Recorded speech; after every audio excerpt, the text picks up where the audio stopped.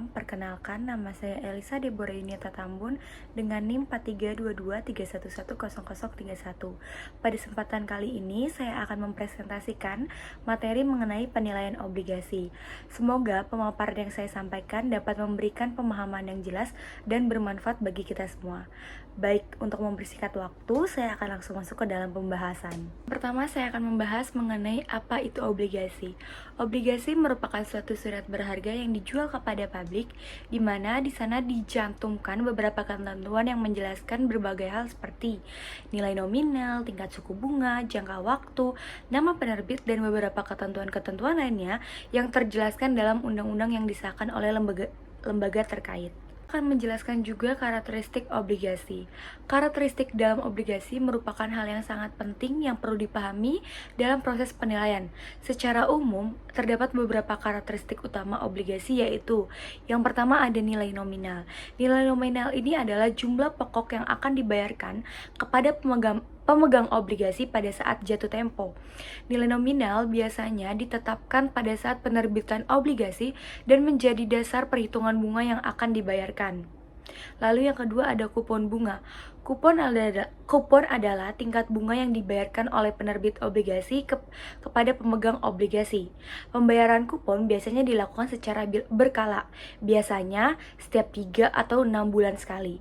Nah, kupon ini juga bersifat tetap atau variabel tergantung pada jenis obligasi yang mereka miliki. Lalu yang ketiga itu ada jatuh tempo. Jatuh tempo ini adalah tanggal di mana pemegang obligasi akan menerima kembali nilai nominal obligasi. Obligasi dapat memiliki periode jatuh tempo yang bervariasi, mulai dari 1 tahun hingga lebih dari 10 tahun. Semakin panjang periode jatuh tempo, semakin tinggi juga risiko dan potensi imbal hasil. Lalu yang keempat itu ada kontrak. Di setiap obligasi dilengkapi dengan kontrak yang menjelaskan hak dan kewajiban antara penerbit dan pemegang obligasi. Kontrak ini mencakup syarat dan ketentuan, termasuk tingkat bunga, metode pembayaran, dan hak klaim atas aset penerbit. Lalu yang terakhir itu ada resiko dan keuntungan.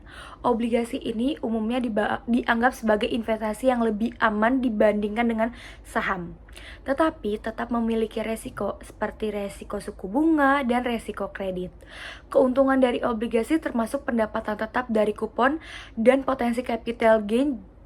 Jadi, jika obligasi dijual ke pasar sekunder. Slide selanjutnya saya akan menjelaskan mengenai manfaat obligasi. Manfaat obligasi itu yang pertama adalah obligasi memberikan pendapatan tetap berupa bunga atau kupon yang dibayarkan secara berkala. Hal ini menjadi daya tarik utama karena investor dapat memperoleh penghasilan yang relatif stabil. Lalu yang kedua, dibandingkan dengan saham, obligasi cenderung memiliki resiko yang lebih rendah, terutama jika diterbitkan oleh pemerintah atau perusahaan yang memiliki kredibilitas tinggi. Lalu ketiga, obligasi dapat digunakan sebagai sarana diversifikasi portofolio, artinya investor tidak hanya menempatkan dana pada satu jenis investasi saja, sehingga dapat mengurangi resiko secara keseluruhan. Lalu yang keempat, obligasi itu memberikan kepastian pengembalian pokok pada saat jatuh tempo, sehingga investor dapat memperkirakan hasil investasinya. Yang kelima, obligasi juga dapat diperjualbelikan di pasar sekunder, sehingga investor itu berpotensi untuk memperoleh keuntungan tambahan berupa capital gain. Slide selanjutnya saya akan menjelaskan mengenai konsep penilaian obligasi. Konsep penilaian obligasi adalah proses untuk menentukan nilai wajar obligasi dengan menghitung nilai sekarang dari arus kas yang akan diterima di masa depan. Arus kas tersebut terdiri dari pembayaran kupon dan nilai nominal pada saat jatuh tempo. Dalam penilaian obligasi terdapat beberapa istilah penting yang perlu dipahami. Yang pertama itu ada nilai buku atau book value. Book value adalah nilai yang ditunjukkan pada laporan neraca perusahaan, dan nilai ini tuh menggambarkan biaya historis dari aset, bukan dari yang sedang berlangsung. Yang kedua ada nilai likuiditas. Nilai likuiditas adalah sejumlah uang yang dapat direalisasikan jika aset dijual secara individual atau bukan sebagian-bagian dari keseluruhan perusahaan. Contohnya, jika operasional perusahaan dijual dan asetnya dibagi, maka harga jual tersebutlah yang dimaksud dengan likuiditas aset. Yang ketiga itu ada harga pasar. Harga pasar adalah nilai yang teramati atas aset yang ada di pasar. Nilai ini ditentukan oleh kekuatan permintaan dan penawaran antara pembeli dan penjual yang sepakat. Lalu yang keempat itu ada nilai par. Nilai par itu adalah harga dasar pada saat obligasi dijual di pasar perdana, biasanya 100 sampai 1000. Namun, ada juga yang menerapkan nilai kupon mengambang atau yang dimaksud dengan floating dengan acuan tertentu. Yang kelima itu ada harga diskon. Harga diskon dalam obligasi adalah kondisi ketika obligasi dijual atau diperdagangkan dengan harga lebih rendah daripada nilai nominal atau nilai par. Lalu yang terakhir yaitu harga premium dalam obligasi adalah kondisi ketika obligasi dijual atau diperdagangkan dengan harga yang lebih tinggi dari nilai nominal atau nilai par. Yang pertama nominal yield. Nominal yield adalah penghasilan bunga kupon tahunan yang dibayarkan pada pemegang obligasi. Tingkat bunga kupon dinyatakan sebagai presentasi nilai nominal. Nah, rumusnya itu adalah tingkat kupon sama dengan penghasilan bunga tahunan dibagi nilai nominal. Yang kedua ada current yield. Current yield adalah rasio pembayaran kupon tahunan yang diterima dari obligasi dengan harga obligasi pada saat ini. Untuk rumus current yield yaitu penghasilan bunga tahunan dibagi harga pasar obligasi. Selanjutnya yield to call. Yield to call adalah tingkat keuntungan yang diperkirakan akan diperoleh investor jika obligasi ditebus lebih awal oleh penerbit sebelum jatuh tempo, yaitu pada tanggal call. Perhitungan ini mengasumsikan bahwa investor hanya memegang obligasi sampai tanggal tersebut, sehingga yield to call membantu menggambarkan potensi return apabila obligasi tidak disimpan hingga jatuh tempo penuh. Di slide tersebut saya menampilkan untuk rumus yield to call. Lalu slide selanjutnya yield to maturity atau yang disebut YTM. Yield to maturity adalah tingkat keuntungan yang diperkirakan akan diperoleh investor jika obligasi disimpan hingga jatuh tempo.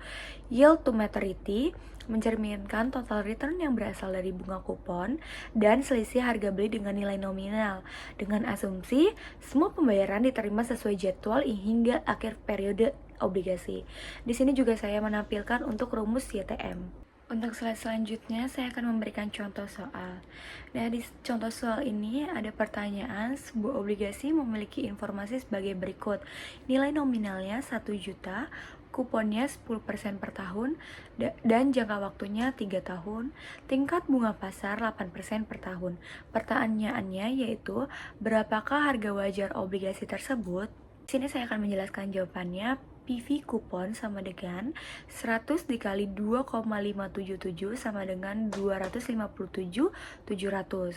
PV nilai nominal yaitu 1 juta dikali 0,794 sama dengan 794.000. Harga obligasi yaitu 257.700 ditambah 794.000 sama dengan 1.051.700 perak. Harga obligasi ini sama dengan 1.051.700 itu premium karena kuponnya 10% lebih besar daripada bunga pasar yaitu 8%. Untuk slide selanjutnya saya akan memberikan kesimpulan. Dalam kesimpulan ini adalah nilai obligasi ditentukan oleh hasil perhitungan present value dari arus kas yang akan diterima yaitu kupon dan nilai nominal. Perubahan suku bunga pasar memiliki pengaruh yang sangat besar terhadap harga obligasi. Ketika suku bunga pasar berubah, maka harga obligasi juga akan menyesuaikan. Selain itu, hubungan antara kupon dan suku bunga pasar menentukan apakah obligasi berada pada kondisi yang premium, diskon, atau par. Oleh karena itu, penilaian obligasi menjadi hal yang sangat penting karena dapat membantu investor dalam menentukan keputusan investasi yang tepat. Sekian presentasi dari saya. Jika ada salah, mohon maaf. Terima kasih.